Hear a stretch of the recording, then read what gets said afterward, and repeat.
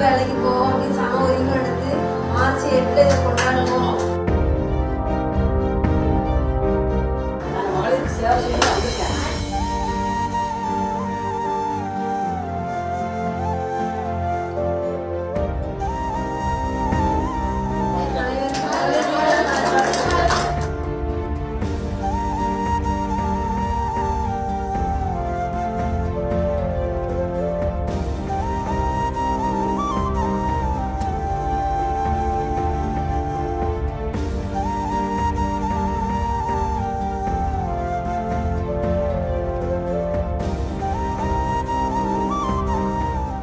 மகளிர் தின நல்வாழ்த்துக்கள்.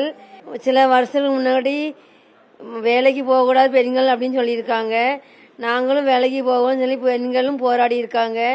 அதனால நான் போராடி நாங்களும் சம உரிமை எங்களுக்கும் வேணும் அப்படின்னு சொல்லி பெண்களும் வேலைக்கு போய்கிட்டு இருக்கோம்.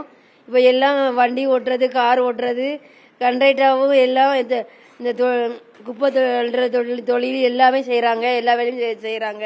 மகளிர்னா என்ன, மகளிர் தினத்தை நம்ம எதுக்கு கொண்டாடுறோம் அப்படின்னு சொல்லிட்டு இங்க இருக்கிற பெண்களுக்கு வந்து ஒரு அவேர்னஸ் மாதிரி ஒரு அந்த பெண்கள் தினம்னா எதுக்கு கொண்டாட, பெண்கள்னா என்ன அப்படின்னு சொல்லிட்டு ஒரு அவேர் மாதிரி கொடுத்தோம். இந்த நிகழ்ச்சியில வந்து எல்லாருமே ரொம்ப ஹாப்பியா கலந்துக்கிட்டாங்க. பெண்கள் ஆண்கள் ரெண்டு பேருக்குமே சம உரிமை இருக்கு அப்படிங்கறத ஒரு மெசேஜை வந்து அவங்களுக்கு பாஸ் பண்ணணும். ஸோ அது மூலியமா கிளைண்ட்டுக்கே அதை ட்ரெயின் பண்ணி நம்ம மகளிர் தினம்னா என்னன்னு சொல்லிட்டு சொல்ல வச்சோம் இந்த நிகழ்ச்சியில.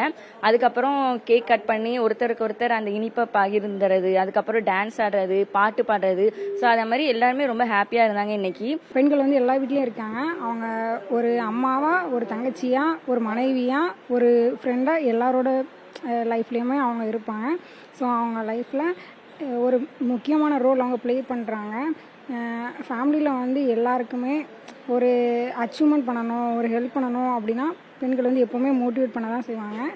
அனைவருக்கும் மகளிர் தின நல்வாழ்த்துக்கள்.